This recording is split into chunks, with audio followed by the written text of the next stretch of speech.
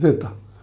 2023년 1월 13일 맥체인 성경을 선포하시겠습니다.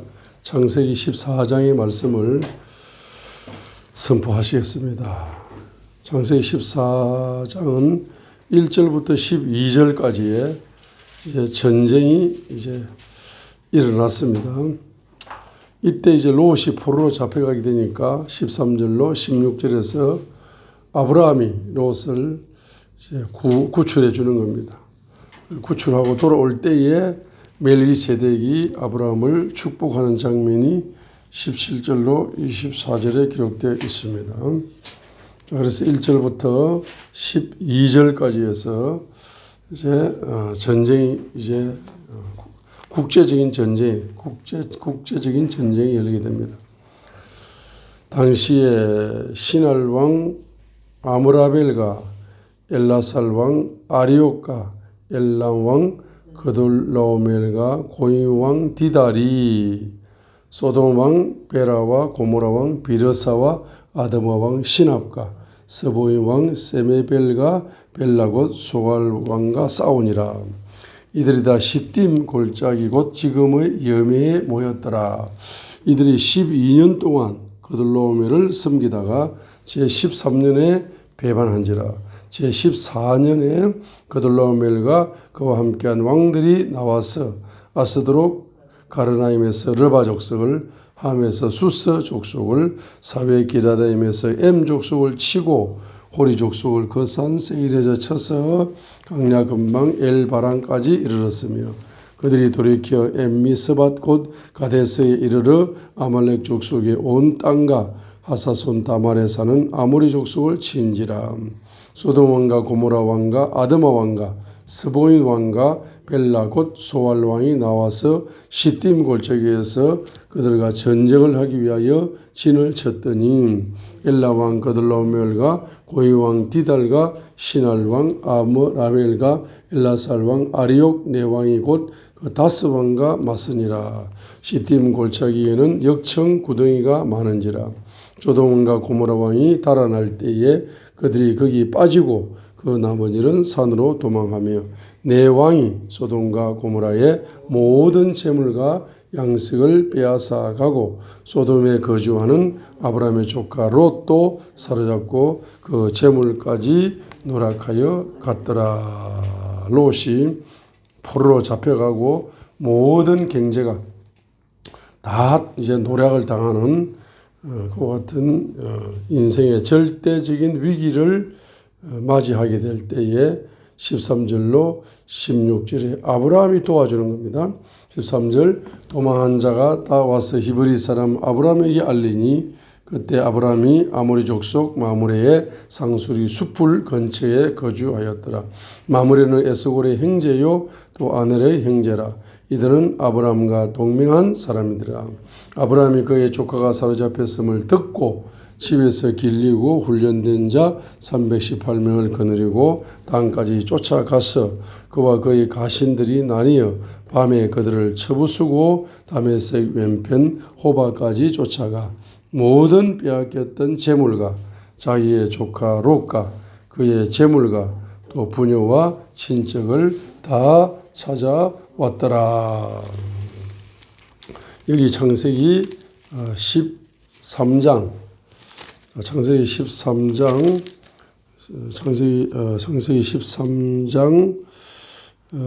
13장에서 12절로 13절 보세요. 아브라함은 가나안 땅에 거하고 룻은 그 평야의 도시들에 거하며 소돔을 향해 장막을 쳤더라. 13절 그러나 소돔 사람들은 사악하여 주 앞에 극심한 죄인들이었더라 했는데 롯이 점점 소돔 사람과 영적으로 소돔 사람과 결탁하게 되는 그와 같은 영적인 죄악 속에 빠지게 될 때에 바로 포로로 잡혀가고 재물이 노략을 당하여 그 전쟁에 국제적인 전쟁이 있었는데 롯은 그 전쟁의 영향력을 피해를 직접적으로 보는 고통이 오게 된 겁니다. 그렇죠? 그때 13절에 아브라함이 14장 14절에 아브라함이 그의 조카가 사로잡혔음을 듣고 집에서 길리고 훈련된 자 318명을 거느리고 당까지 쫓아가서 그와 그의 가신들이 나뉘어 밤에 그들을 쳐부수고 다메섹 호바까지 쫓아갔어. 이거 굉장한 사건이죠. 이 어마어마한 이제 왕들, 그 왕들과 지금 왕들의 연합군과 318명과 전쟁을 한다는 것은 정말로 계란을 가지고 바위를 치는 격입니다. 그죠? 다윗과 골리앗의 전쟁과 같다고 할 수가 있습니다. 이 왕들의 무시무시한 연합군을 318명이 전쟁을 한다고 이길 수가 있습니까? 그런데 아브라함은 바로 신앙의 사람이었기 때문에 전쟁의 주인 되시는 하나님을 믿는 그 믿음과 그다음에 그 믿음을 통해서 조카를 사랑하는 그와 같은 영혼을 사랑하는 그와 같은 아브라함의 영적인 같은 이제 믿음에 의해 가지고 아브라함이 318명을 평상시에 뭐 했습니까? 훈련을 잘 시켰습니다. 그래서 아브라함의 명령 14절에 아브라함의 명령 앞에 318명은 평상시에 훈련을 잘 받았기 때문에 전쟁에 대해서 명령에 목숨을 걸고 이제 318명이 한 사람처럼 연합해 가지고 그들이 명령에 복종하고 순종해서 그들이 연합된 왕들과 전쟁터에 나갔다는 것은 얼마나 강하고 담대한 그와 같은 용사 중에 용사로 아브라함이 평상시에 훈련을 시켰다는 것을 우리가 알 수가 있습니다. 그럼 318명이 그냥 군사 훈련만 받았다면은 이 사람들은 이 연합군과 싸우러 나가자고 명령했을 때 그들은 순종할 수 없었을 것입니다. 단지 군사적인 훈련만 한 것이 아니고 아브라함은 바로 신앙의 훈련을 시켰다는 겁니다. 318명의 신앙의 훈련과 군사 훈련이 두 가지의 훈련이 이제 합쳐지게 될 때에 탁월한 용사로 연합된 용사로 강하고 담대한 용사로 쓰임받을 수가 있는 바로 기본적인 자질을 가지게 된 것입니다.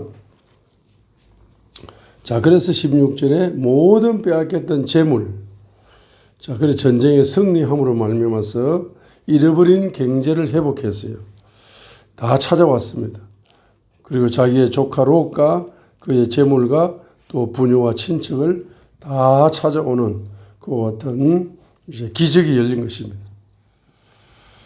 우리가 평상시에 새벽에 일찍 일어나서 이렇게 맥체인 성경으로 통독하는 것도 하나의 훈련입니다. 이 훈련을 잘 받으시면은 이제 말씀으로 무장해서 이제 이와 같은 불가능에 도전하는 강하고 담대한 탁월한 지도자로, 탁월한 용사로, 또 연합된 용사로 저와 여러분들이 쓰임받을 수가 있게 될 것입니다. 이때 전쟁에 승리하고 돌아오는 아브라함을 멜기세덱이 축복을 합니다. 17절 아브라함이 그돌라오멜과 그와 함께한 왕들을 쳐부수고 돌아올 때에 소돔 왕이 사회의 골짜기 곧 왕의 골짜기로 나와 그를 영접하였고 살렘 왕 멜기세덱이 떡과 포도주를 가지고 나왔으니 그는 지극히 높으신 하나님의 제사장이었더라. 그가 아브라함에게 축복하여 이르되 천지의 주제이시오 지극히 높으신 하나님이여 아브라함에게 복을 주옵소서. 너희 대적을 내 손에 붙이신 지극히 높으신 하나님을 찬송할지로다 하며 아브라함이 그 얻은 것에서 10분의 1을 멜기세덱에게 주었더라. 이 아브라함이 지금 멜기세덱에게 감사합니다는 감사의 표현으로 바로 11조를 멜기세덱에게 주는 역사가 일어납니다. 21절 소돔 왕이 아브라함에게 이르되 사람은 내게 보내고 물품은 내가 가지라. 아브라함이 소돔 왕에게 이르되 천지의 주제이시요 지극히 높으신 하나님 여호와께 내가 손을 들어 맹세하노니 내 말이 내가 아브라함으로 치부하게 하였다 할까 하여 내게 속한 것은 신할 오락이나 들매끈 한 가닥도 내가 가지지 아니하리라. 오직 젊은이들과 먹은 것과 나와 동행한 아넬과 에스골과 마므레의 분깃을 제할지니 그들이 그 분깃을 가질 것이니라. 여기에 18절에 살렘왕 멜기세덱이 떡과 포도주를 가지고 왔는데 그는 지극히 높으신 하나님의 제사장입니다. 19절에 아브라함을 축복합니다. 아브라함을 축복할 때 창세기 14장 19절 하늘과 땅의 소유주 대신 천지의 주제 다른 말로 말하면 하늘과 땅의 소유주 되시는 지극히 높으신 하나님의 아브라함에게 복이 있을지어다. 하늘과 땅의 소유주가 누굽니까? 지극히 높으신 하나님인데 하나님의 아브라함에게 자, 복이 있을지어다. 자, 아브라함을 축복합니다. 축복의 내용을 보세요. 19절. 이 축복을 하자마자 아브라함에게 이 축복이 바로 뭡니까? 전이가 되는 거죠. 이것이 아브라함의 믿음입니다. 생각해보고 믿을게, 생각해보고 축복받을게, 그게 아닙니다. 축복을 하면 그 축복이 그냥 바로 나에게 이루어진다는 믿음이 아브라함의 믿음이죠. 이 19절의 믿음이 22절에서 아브라함이 소돔 왕에게 바로 적용하는 믿음이 바로 19절의 축복의 말씀을 그대로 믿어버린 것을 22절에서 소돔 왕에게 그대로 적용을 하는 겁니다. 그래서 아브라함이 믿은 하나님, 멜기세덱이 축복한 하나님, 그 하나님이 어떤 하나님입니까? 하늘과 땅의 소유주 되시는 하늘과 땅의 소유주 되신 하늘과 땅을 소유하신 하늘과 땅의 소유주 되시는 지극히 높으신 하나님의 아브라함에게 복이 있을지어다 하니까 이 멜기세덱의 축복이 아브라함에게 무슨 복이 있다는 겁니까? 바로 하늘과 땅의 소유주 되시는 지극히 높으신 하나님의 아브라함에게 이렇게 이제 영어 성경에는 이렇게 기록되어 있습니다. 그러니까 아브라함이 누구에게 속해버리느냐 하게 되면 하늘과 땅의 소유주 되시는 바로 그 하나님께 속해버리는 믿음입니다. 또 하늘과 땅의 소유주 되시는 지극히 높으신 하나님의 아브라함에게 지극히 높으신 하나님의 아브라함에게 아브라함이 지극히 높으신 하나님께 바로 소속이 되어버립니다. 아브라함의 소속은 어디입니까? 하늘과 땅의 소유주에게 소속되어 버리는 거예요. 아브라함의 하나님은 어떤 하나님입니까? 지극히 높으신 하나님께 소속되어져 버린 것입니다. 그래서 아브라함은 두 가지 믿음을 가지는 거죠. 바로 하늘과 땅의 소유주가 바로 나의 하나님이시고 지극히 높으신 하나님이 나의 하나님이다는 그 믿음이 멜기세덱이 축복한 그 하나님을 아브라함은 그대로 믿어버린 겁니다. 그게 아브라함의 복입니다. 복.